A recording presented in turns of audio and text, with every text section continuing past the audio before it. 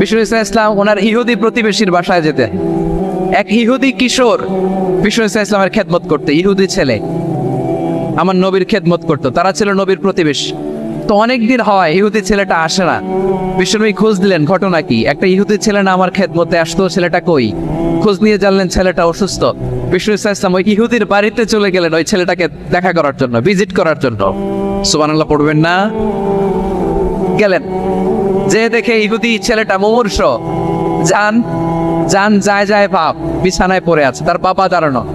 বিশ্বনবী তার মাথার পাশে বসলেন, মাথায় হাত বুলিয়ে দিলেন, আর ছেলেটাকে বললেন আসলিম, হে ইহুদি ছেলে আসলিম, ইসলাম ধর্ম গ্রহণ করো। তো ছোট্ট ছেলে ভাবে আমরা ইহুদি, এখন ইসলাম ধর্ম গ্রহণ করলে আব্বা যদি বকা দেয়, ফানাযারা ইলা ওয়াজহি আবি, ছেলেটা তার বাবার চেহারার দিকে তাকালো, দেখি আব্বা কি কয়।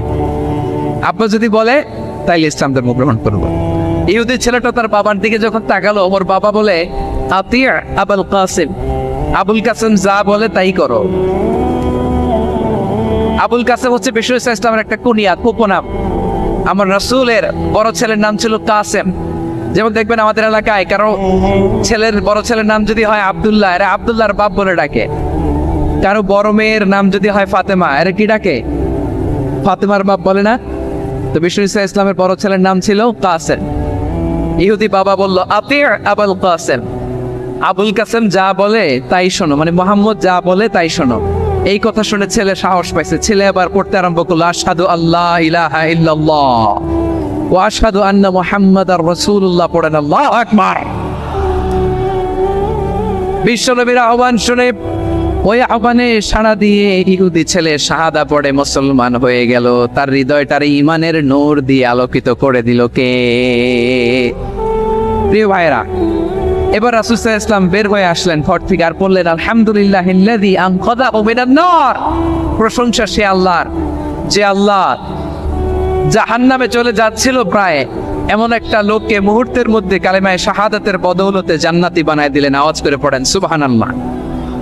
এই হাদিস থেকে আমরা কি শিখলাম? What is the moral of the story? এক নম্বর স্টোরি হলো, প্রতিবেশী ইহুদি হোক হিন্দু হোক, যাবেন, সুসম্পর্ক রাখবেন, উপহার দিবেন, বিপদে পাশে দাঁড়াবেন, তাইলেই তো আপনাদের প্রতি, মুসলমানদের প্রতি তারা আকৃষ্ট হবে, ঠিক কিনা বলেন? আপনি যদি হিন্দুদের সাথে বৌদ্ধদের সাথে নাই মিশেন, নাস্তিকের কাছে নাই যান, তো ইসলামের সৌন্দর্যটা ওরা বুঝবে কেমনে? আমার অনেক হিন্দু পরিচিত ভাই আছে, ওরা আমাদের ইফতারির প্রোগ্রামে এসে একসাথে ইফতারি করে। অনেক মদখোর আমার সাথে বসে একসাথে ডিনার করে, হাফ প্যান্ট পরা, গলায় স্বর্ণের চেইন, হাতে স্বর্ণের ব্রেসলেট, আইসা আমার সাথে ডিনার করছে, আছে এরকম।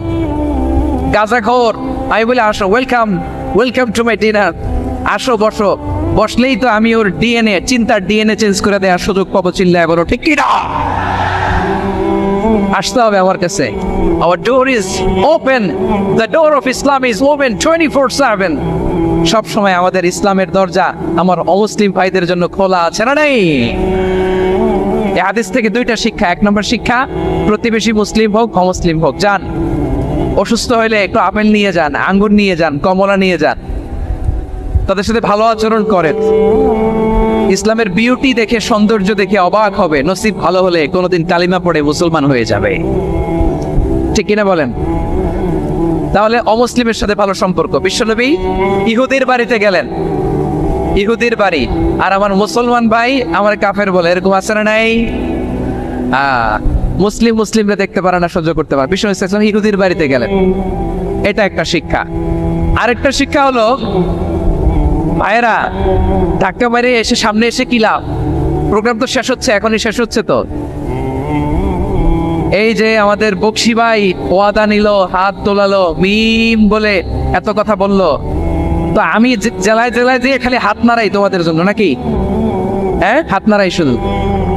এ ধাক্কাইতে ধাক্কাইতে এদিকে এসে হাত নাড়াইতেছে, হয়েছে তো, দেখলাম তো, ঠিক আছে, মাশাআল্লাহ, অনেক সুশৃঙ্খল, অন্যান্য যে কোনো জেলার জন্য সুশৃঙ্খল।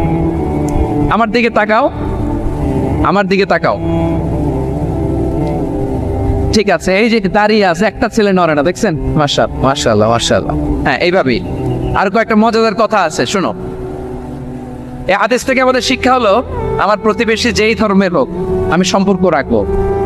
অসুস্থ হলে যাব, কি বলেন ভাইরা? যাবেন না? যাবেন না আপনারা? আচ্ছা, 2 নম্বর শিক্ষা হলো বিষ্ণু ইসলামের খাদেম ছিল ইহুদি। এতদিন খেদমত করলো, একদিনও বিশ্বনবী ওরা কালিমার দাওয়াত দেয় নাই। কারণ কি? বিশ্বনবী একটা ভালো সময়ের অপেক্ষা করতেছিলেন, প্রপার টাইমিং। দাঈর কাজ হচ্ছে দাঈ ইলাল্লাহ, সে হচ্ছে সুযোগ সন্ধানী। দাঈ সুযোগ খোঁজে, কখন দাওয়া দিলে ব্যাটে বলে হবে, ঝোপ খোঁজে কোপ মারে, ঠিক কিনা মনে হয়? বিষ্ণু ইসলাম ভালো সময়ের অপেক্ষা করতেছিলেন, দেখি ভালো সময় আসুক আসুক আসুক আসুক। আস্তে আস্তে এমন সময় আসছে, ছেলে এবার মুমূর্ষ।